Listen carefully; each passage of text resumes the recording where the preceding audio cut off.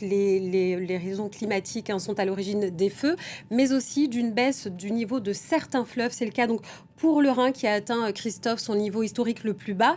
Et cela menace non seulement donc les livraisons de pétrole, mais aussi une partie de l'industrie européenne. Oui, le Rhin n'a certes pas l'importance géostratégique et économique du détroit d'Ormuz, dont on parle beaucoup ici, mais il occupe une place essentielle dans l'économie européenne.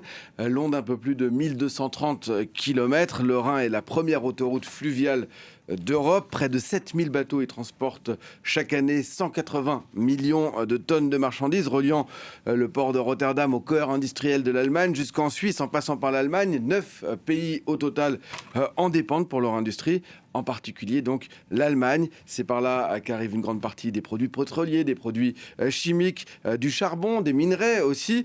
Et à la station hydrométrique de Kaub, qui se trouve près de Coblence, principal point de référence de la navigation sur le Rhin, le niveau du fleuve a été mesuré à 24 cm hier soir et ce matin. Un record depuis 1880, depuis que ces mesures sont relevées. Et il pourrait encore baisser d'ici la fin de la semaine. On le voit ici sur les prévisions de l'Institut officiel, alors que la région traverse encore un épisode de chaleur. Alors Christophe, pourquoi cette baisse de quelques centimètres change autant les choses? Parce qu'une péniche a besoin d'un certain tirant d'eau pour pouvoir naviguer. Et quand le Rhin baisse, elle ne peut plus charger normalement.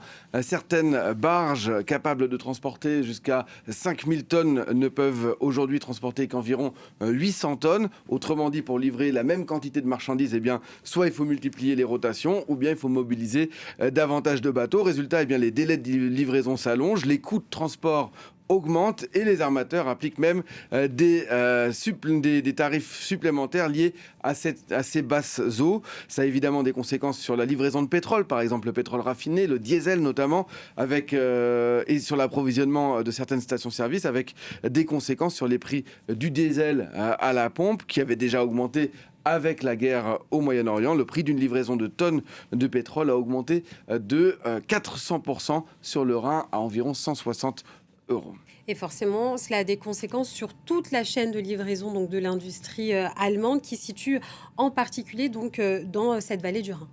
Oui, il y a notamment le géant de la chimie, BASF notamment, dont l'immense complexe de Ludwigshafen est installé directement sur le fleuve, mais aussi les raffineries, les sidérurgies ou encore de nombreux industriels qui utilisent le fleuve comme une véritable chaîne logistique. Il y a aussi le sidérurgiste ThyssenKrupp qui a cessé d'utiliser ses propres navires pour livrer son usine de Duisburg, ou encore le géant du plastique Covestro qui est de l'ex-Bayer, qui se trouve à Leverkusen. En 2018, déjà, des difficultés de navigation sur le Rhin avaient amputé la croissance allemande d'environ 0,2 points de PIB.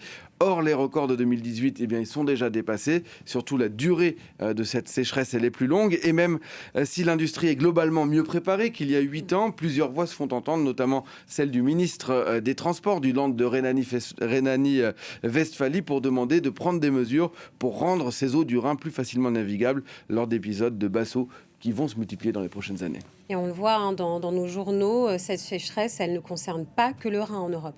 Non, il y a en France le Rhône, la Saône, qui sont peut-être un petit peu moins stratégiques, mais il y a aussi surtout le Danube, qui est le deuxième fleuve le plus long d'Europe, derrière la Volga, qui connaît des niveaux exceptionnellement bas. La navigation est déjà limitée sur plusieurs tronçons.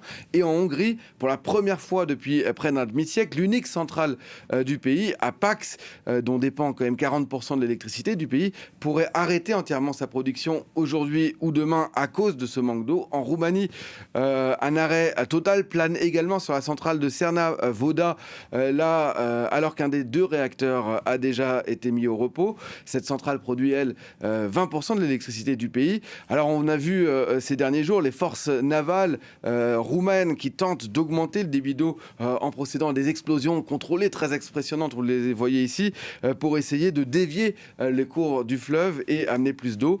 La sécheresse du fleuve, qui passe quand même par 10 pays, perturbe également les livraisons de céréales en provenance d'Ukraine. Alors on voit que le changement climatique ne menace donc pas seulement les récoltes ou les forêts, il perturbe désormais les grandes voies de circulation jusqu'aux infrastructures les plus stratégiques de l'économie européenne. Merci beaucoup Christophe.